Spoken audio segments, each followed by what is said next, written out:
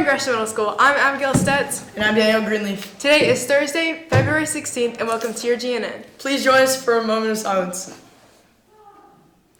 Please stand for the Pledge of Allegiance.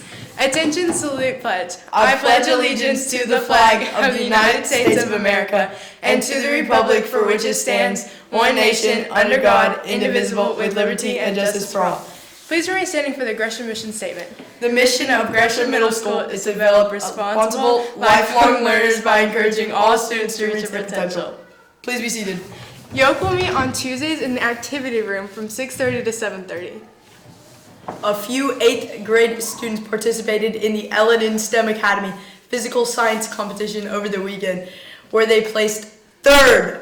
Congratulations. Important dates. Next Monday, February 20th, no school. Let's say the 4 B's. Be safe, be responsible, be respectful, and be kind. Good morning, Gresham Middle School. Today for Black History Month, we'll be talking about Sidney Poitier. He was an African-American actor born in Miami, Florida. And also, he was the first African-American actor to win an Emmy, and also broke the color barrier for actors just like him. Remember to have a gladiator kind of day.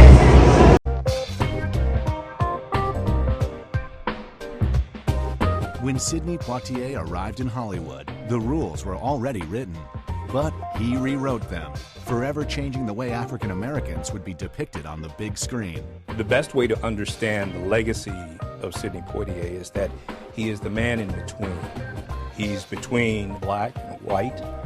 He's a man between representing the system and trying to subvert it. Sidney Poitier was born 3 months premature in Miami, Florida in 1927, but spent most of his childhood in the Bahamas.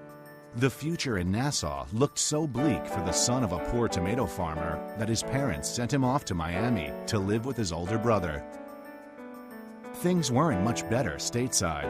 With a limited education and no real prospects, young Sidney made his way up to New York. Looking for work in the big city, he read an ad that mentioned the American Negro Theater in Harlem was looking for actors. He showed up and auditioned, but with his thick accent and difficulty reading, he was immediately rejected. He took a job as a dishwasher and worked hard to shake his accent by listening to the radio while a coworker helped him with his reading.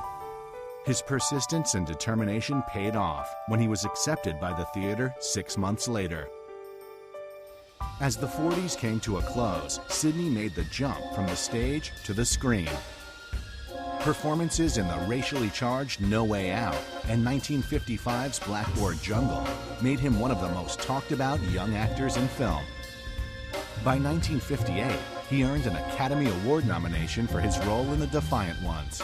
It was a kind of allegory on civil rights in the late 1950s, that black and white could not survive together unless they held on to each other. In 1959, while his movie career continued to thrive, he made a triumphant return to theater in the stage production of A Raisin in the Sun, the first play ever written by a black playwright to be performed on Broadway. The winner is Sidney Poitier. In 1964, he became the first African American to win the Best Actor Academy Award for his work in Lilies of the Field. It is a long journey to this moment.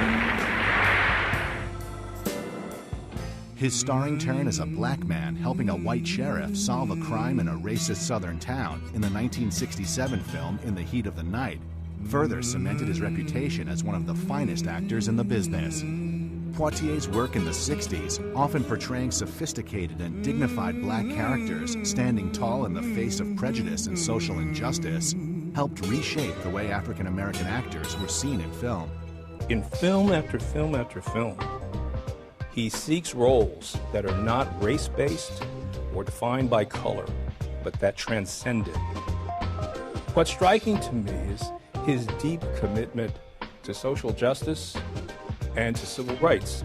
Poitier continued his path into uncharted territory, playing a black man dating a white woman in Guess Who's Coming to Dinner. After cornering the market for the best leading roles available to African Americans in the 60s, he began to work behind the camera more and more in the 70s. He scored a huge hit directing the 1980 Gene Wilder-Richard Pryor comedy smash Stir Crazy. For many years, it was the highest-grossing film ever directed by an African American. After taking a hiatus from acting for most of the 80s, Poitier returned with occasional roles in films, while concentrating mostly on writing 3 successful autobiographical books. More than any other popular artist, Poitier helped to contribute toward an America that moved from Jim Crow to the possibility of a non-racial future. That's his great strength, and that's how he'll be remembered.